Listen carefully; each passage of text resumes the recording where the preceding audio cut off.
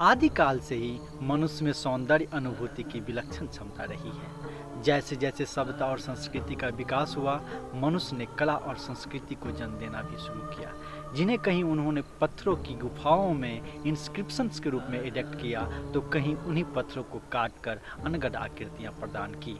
अगर बात हम दूसरी और तीसरी शताब्दी की मूर्तियों की करें, तो उसमें यक्ष मूर्तियों का महत्वपूर्ण स्थान रहा है, जिसके सौंदर्य और कला को देख हम आश्चर्यचकित और अभिभूत हो जाते हैं।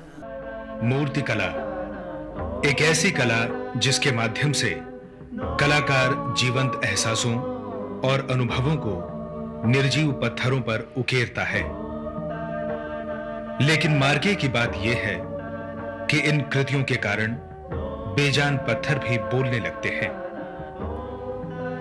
मूर्ति कला अन्य कला सृष्टि माध्यमों की अपेक्षा कष्ट साध्य है, जिसमें कृतियों के निर्माण में बेहिसाब समय तो लगता ही है, शारीरिक और मानसिक दोनों ही मेहनत अपना रंग लाती है। पत्थरों का चुनाव, उन्हें तोड़ना, आकृतियां देना और भावों को प्रतिष्ठापित करना, ये सभी शामिल हैं एक मूर्ति के निर्माण में। प्राचीनतम काल में आदिम मानव अपनी दिनचर्या में घटित घटनाओं को चित्रकृतियों के माध्यम से गुफा की दीवारों पर अंकित कर देते थे, जिनसे उन्हें भय होता था या जिन्हें वे पूजनीय मानते थे, उनकी पत्थर की आकृति बनाकर पूजते थे, जो अनजाने में ही मूर्तिकला के दुर्लभ उदाहरण बनते चले गए। इनके द्वारा हम उस काल के मानव की सोच, रहन सहन, जीवन शैली तथा कला ज्ञान की जानकारी पाते हैं। गुप्त काल और मौर्य काल में तो कलाकारों ने पत्थर की ऐसी प्रतिमाएं गढ़ी कि आज भी उनके सौंदर्य से हम अभिभूत रह जाते हैं। ये इस युग के कलाकारों की विलक्षण सौंदर्यानुभूति की परिचायक हैं। आज हमने इन कृतियों को अपनी सांस्कृतिक विरासत के रूप में अक्षुण्ण रखा है, जो अपनी समृद्ध कला इतिहास की गाथा कहते हैं। वैसे देखा जाए तो भारतीय शिल्पकला का प्रारंभ सैंधव सभ्यता से हुआ, लेकिन इस कला का अनवरत इतिहास मौर्य काल से प्राप्त होता है।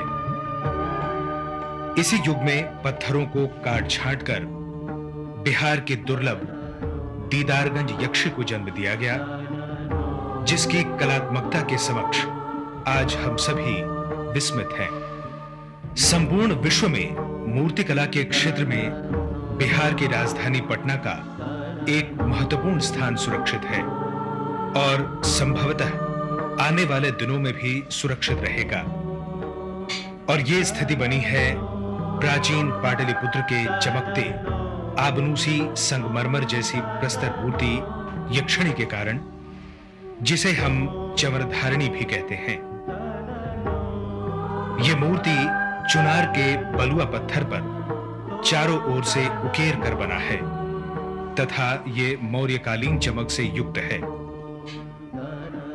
यह अप्रतिम मूर्ति ऐसी है जिससे छनकर बाहर आती हुई सुघड़ देह यष्टि की अद्भुत लुनाई हमें सम्मोहित तो करती ही है, इसका अकूत सौंदर्य हमें आवाक कर देता है। आज भी यह मूर्ति पटना संग्रहालय के बड़े हॉल में एक ठोस चबूतरे पर खड़ी है, जैसे संग्रहालय में आने वाले दर्शकों का स्वागत कर रही है, अपने समस्त प्राचीन कला सौंदर्य को समेटे हुए, और दर्शकगण इसे निहार निहार कर अभिभूत होते हैं। अद्भुत तथा उत्कृष्ट कृतियों को हमारे यहां दैवी अथवा मानवेतर समझने की प्रथा रही है, इसलिए वेदों को अपौरुषेय कहा गया और अनित्य सौंदर्य तो मानवेतर वस्तु समझा ही गया। स्वभावतः प्राचीन भारतीय कलाकारों ने जिन स्मारक और प्रतिमाओं को उकेरा था, उनका विषय दैवी ही रहा होगा। इसी प्रथा के कारण विश्व प्रसिद्ध दीदारगंज की नारी प्रतिमा को लोगों ने यक्षी की संज्ञा दी। लोक जीवन में यक्षियां लोक देवी के रूप में पूज्य रही हैं। इनका उल्लेख राक्षसी पैशाची वृत्ति की पार्थिव दुष्टात्माओं के रूप में हुआ है। फिर भी इन पार्थिव दुष्टात्माओं में से कुछ हानिकारक नहीं होती।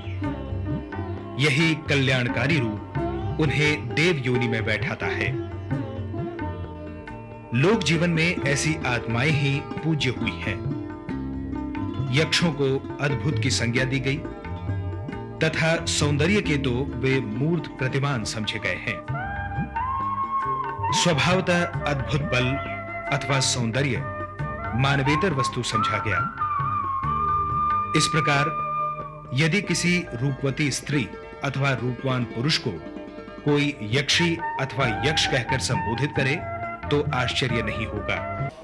ईसा पूर्व दूसरी और तीसरी शताब्दी में जितनी भी प्रतिमाएं मिली हैं उसको यक्ष और यक्षिणी कहा गया है। उस समय दूसरे देवताओं की परिकल्पना नहीं थी, इसलिए यक्ष और यक्षिणी को भी देवता मानकर उनकी पूजा होती थी।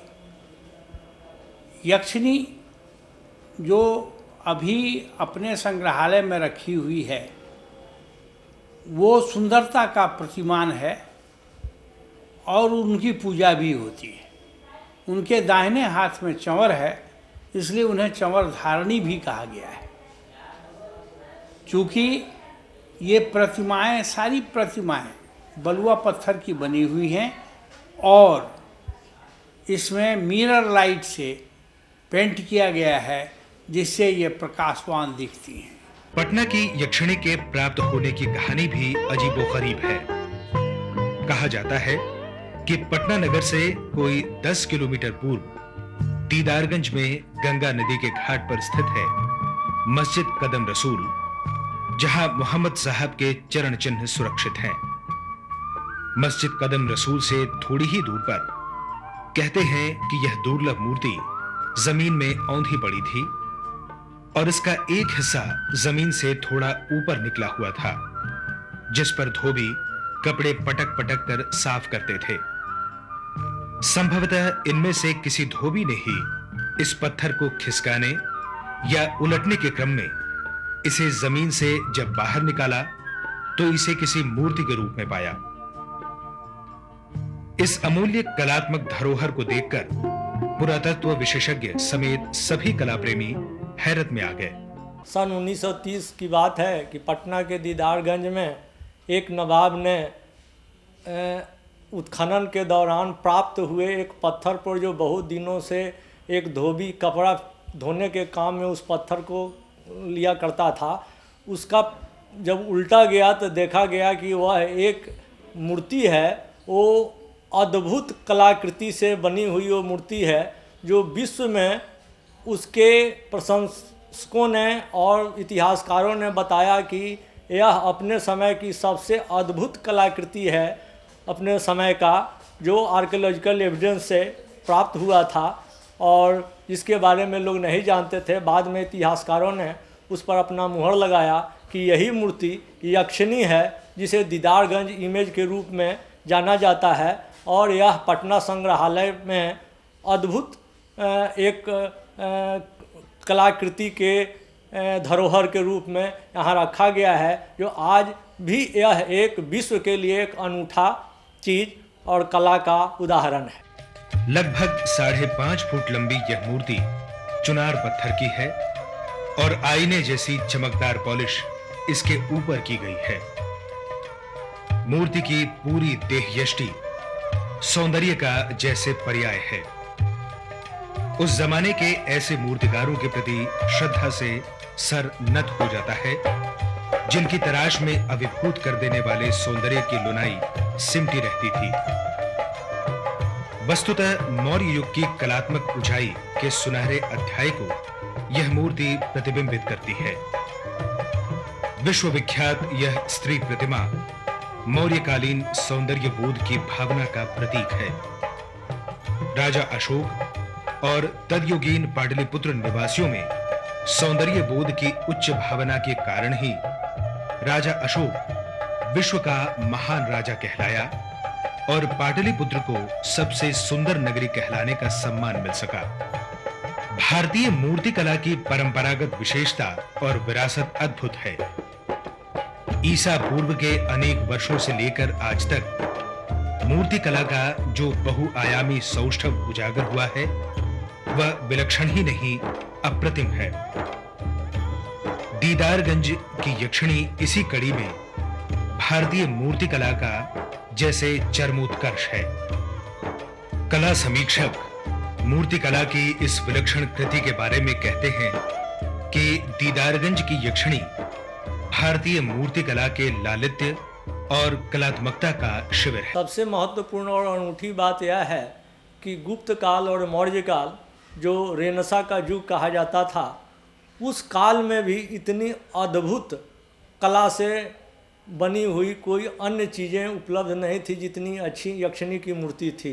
यह विश्व का एक बहुत बड़ा धरोहर के रूप में उस समय भी अपने स्थान बना के उच्च कोटि पर इसको रखा गया था। आज से 13 वर्ष पहले सौंदर्य की साम्राज्ञी इस यक्षिणी ने विदेश यात्रा भी की।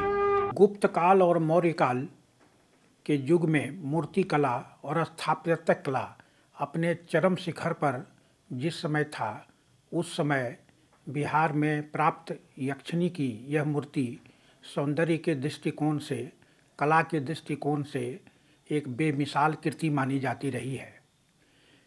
इस मूर्ति को देखने, परखने, समझने और जानने की ललक संपूर्ण देश के कला प्रेमियों में शुरू से ही रही है।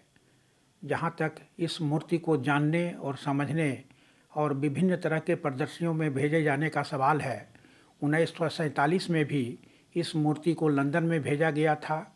वहाँ पर दूसरे देशों के बड़े बड़े कलाकारों ने जब इसे देखा, सराहा और इसके महत्व को समझा, तो ऑस्ट्रेलिया से भी इसकी मांग आई थी। ऑस्ट्रेलिया में जब भेजे जाने की बात हुई थी तो बार बार परिवहन के दृष्टिकोण से दूर जाने लाने में जो समस्याएं आती थी, उसके कारण से यह माना गया कि इस मूर्ति के सौंदर्य में, इसके निखार में, इसमें कमी आ सकती है, टूट फूट की भी संभावना, इनकार नहीं किया जा सकता है। इसीलिए भविष्य में इसे न भेजा जाए, इसके लिए भी लोगों ने और स्थापत्य कला के जो प्रेमी थे उन्होंने इस तरह की सलाह दी। तो प्लास्टर ऑफ पेरिस की मूर्ति बना करके विभिन्न विश्व के प्रदर्शनियों में इसे भेजा गया। जहाँ भी इस मूर्ति का प्रदर्शन हुआ, इसके सौंदर्य, इसकी बनावट, इसके कट और जो एक स्वाभाविक कला का एक प्रतीक के रूप में जो होना चाहिए, उस सभी दृष्टिकोण से यक्षिणी की बहुत ही प्रशंसा की गई। और इसी का परिणाम है कि आज भी विश्व भर में जहाँ कहीं भी कलाकृतियों की बात होती है तो यक्षिणी का एक अपना एक विशिष्ट स्थान माना जाता है। इसी संदर्भ में एक और स्मरणीय तथ्य ये भी है कि 50 वर्ष पहले 1947 ईस्वी में यक्षिणी को एक प्रदर्शनी के सिलसिले में लंदन भेजा गया था और वहां से लाने के बाद यह योजना बनाई गई कि इसे हमेशा के लिए दिल्ली में ही रख लिया जाए। लेकिन तत्कालीन मुख्यमंत्री डॉक्टर श्री कृष्ण सिंह ने इसका कड़ा विरोध किया और अनेक कठिनाइयों के बाद यक्षिणी को पटना लाया गया। सुप्रसिद्ध इतिहासवेत्ता और समीक्षक कार्ल खंडेलवाल ने भी इसका विरोध किया था कि दीदारगंज यक्षी जैसी दुर्लभ मूर्तियों को बाहर भेजना एक बड़ा अपराध है। ऐसी मूर्ति को बाहर भेजने में सबसे बड़ा खतरा ये रहता है कि ये क्षतिग्रस्त न हो जाए। इसके प्रदर्शन के लिए भेजे जाने के लिए विभिन्न सरकारों के द्वारा, राष्ट्रों के द्वारा बराबर मांग आती रही, लेकिन जो इसके प्रेमी थे उनके ही सलाह पर यह निर्णय लिया गया कि अब विदेशों में या देश के किसी भी हिस्से में प्रदर्शनी के दृष्टिकोण से यक्षिणी को न भेजा जाए। और सरकार ने यह निर्णय लिया कि इस मूर्ति को स्थिरता के साथ में अस्थायी रूप से पटना के संग्रहालय में स्थापित कर दिया गया। अब जिन्हें सौंदर्य कला के जो विशेषज्ञ हैं, जो मूर्ति कला के जानकार हैं, वो बिहार के पटना म्यूज़ियम में ही आकर के इसके विभिन्न सौंदर्य से विभूषित जो इसके गुण हैं, जो इस कला में छिपा हुआ तत्व है, उसकी जानकारी प्राप्त करते हैं और अब भविष्य में इसे बाहर नहीं भेजा जा रहा है। ऐसा समझा जाता है कि प्राचीन भारत में यक्षों और यक्षिणियों की पूजा की जाती थी और यह पूर्वी भारत में प्रचलित था। बिहार तो संभवतः यक्ष पूजा का गढ़ ही था। प्राचीन ग्रंथों में अनेक उल्लेख मिलते हैं कि उस समय बिहार में अनेक स्थानों पर यक्ष विहार की स्थापना की गई थी। वस्तुतः यक्ष यक्षिणियां अर्ध देवता और अर्ध देवियां मानी जाती थीं।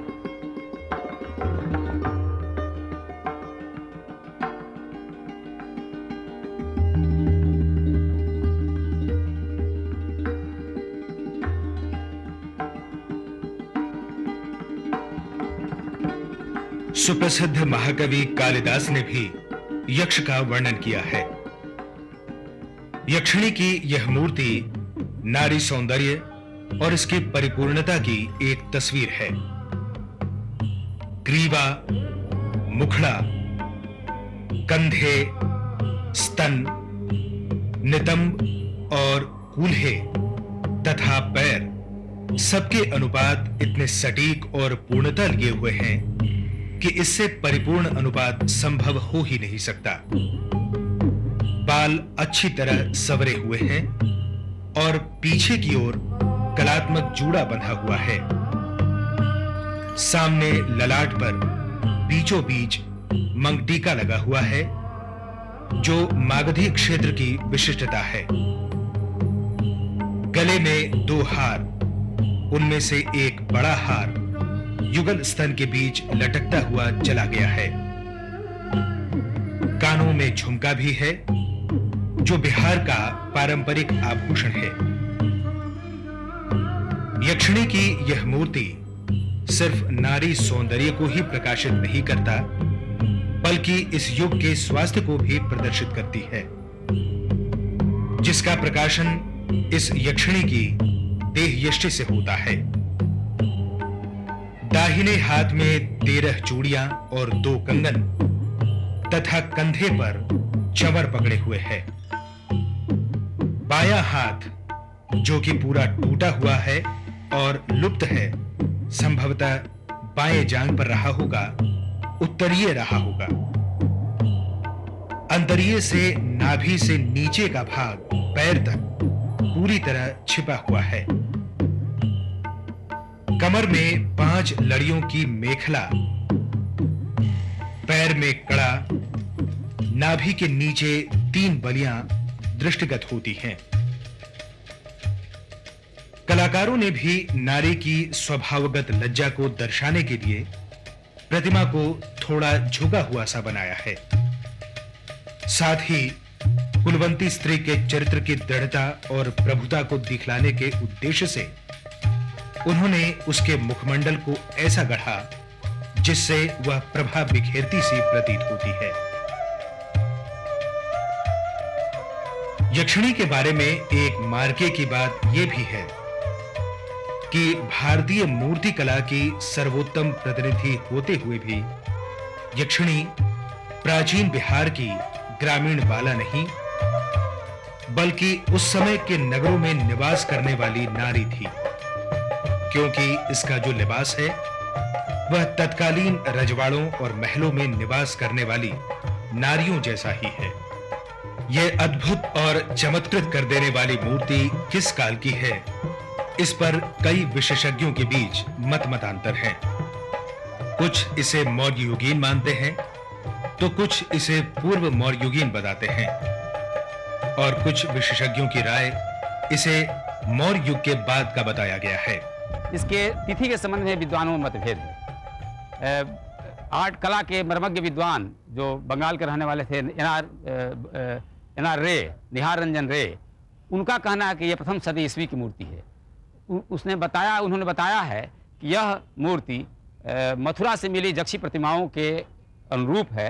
कला के अनुसार उन्हीं से इनकी कंपैरिजन किया जा सकता है, तुलना की जा सकती है, लेकिन उन पर रोप नहीं है। जो चमकदार पॉलिश इस मूर्ति पर है वह उन पर नहीं है, और जो आर्ट का उन्नत आर्ट इसमें है वह उसमें अभाव हम देखते हैं। इसी मत से काल खंडवाला भी बहुत बड़े आर्ट स्कॉलर हैं, वो भी सहमत हैं कि इस पर कोई विवाद नहीं है कि यह मौर्य काल की नहीं है, बल्कि जो पॉलिश है और आर्ट स्टाइल, मौर्य काल में जो आर्ट कला बनाने के जो स्टाइल था, जो परंपरा थी कि चारों ओर से देखने का, मैंने स्कल्पचर इन द राउंड, ये पीछे का भाग जिस तरह का है उस तरह आप देख सकते हैं, चोटी बना हुआ है या जूड़ा लगाया हुआ है या उसके पीठ का भाग, तो यह साड़ी पहनने का जिस ढंग है, यह काल मौर्य काल में स्कल्पचर इन द राउंड बनता था। दीदारगंज यक्षी मूर्ति भी स्कल्पचर इन द राउंड। हालांकि इस मूर्ति जिस पर की गई चमकदार पॉलिश आज भी आश्चर्य और विवाद का विषय बना हुआ है कि रखरखाव में कोई कमी है, और अगर है तो इसके संरक्षण के लिए क्या किए जा सकते हैं। प्रदूषण का प्रभाव इस मूर्ति पर न पड़े, इसलिए सर्वप्रथम जरूरी है कि इसको एक शीशे के केस में रखा जाए ताकि प्रदूषण का प्रभाव न पड़े। और ये जरूरी है, ये सही है कि यह भीतर में है, लेकिन अगल बगल से जो टेम्पो और वाहन जो जा रहे हैं, जो पहले नहीं जाते थे, वो उनका प्रभाव इन मूर्तियों पर पड़ना स्वाभाविक है, और खासकर जो उपदार मूर्तियाँ उन पर पहले पड़ता है। और जो केमिकल्स लगा के ट्रीटमेंट किया जाता हो उसमें भी सावधानी बरतने की जरूरत है, ऐसा कुछ नहीं लगे जिससे कि उसकी चमक खराब हो जाए। इस बेहतरीन और उत्कृष्ट कलाकृति की लोकप्रियता को देखें तो हम पाएंगे कि आजकल इसकी नकल कई समृद्ध घरों के बैठक खानों की शोभा बढ़ा रही है। देश के कई भागों में सरकारी भवनों में भी यक्षिणी प्लास्टर कास्ट, फाइबर और धातु की मूर्ति के रूप में विराजमान है। राज्य के कई प्रतिष्ठित मूर्तिकार इस मूर्ति की नकल तैयार कर रहे हैं, और यह जन जन के बीच पहुंचकर आम लोगों से काफी हिल मिल गई है। यक्षिणी के मूर्ति का डिमांड बहुत ज़्यादा है, वर्ल्ड लेवल पर है। हमने महाराष्ट्र में भेजा, ऑस्ट्रेलिया में भेजा, और गवर्नमेंट हाउस में हमने बनाया। ये सारी मूर्तियाँ जो है प्लास्टर ऑफ पेरिस की है, और सीमेंट में भी कास्टिंग हुआ, और छोटा मूर्ति तो वर्ल्ड के कोने कोने में गया हुआ है, जो कि करीब 1 फीट की मूर्ति जो है वर्ल्ड के कोने कोने में, ये सारी प्लास्टर ऑफ पेरिस में गया है, टेराकोटा में गया है। और कुछ हो या नहीं, किंतु ये तो एक बड़ा सत्य है कि आज भी मूर्ति कला के क्षेत्र में पूरे विश्व में अगर बिहार एक विलक्षण स्थान का दावा कर सकता है तो वह यक्षिणी की इस अप्रतिम मूर्ति के कारण ही। दीदारगंज की इस नारी को, इस चंवरधारिणी को, इस यक्षिणी को शत शत नमन।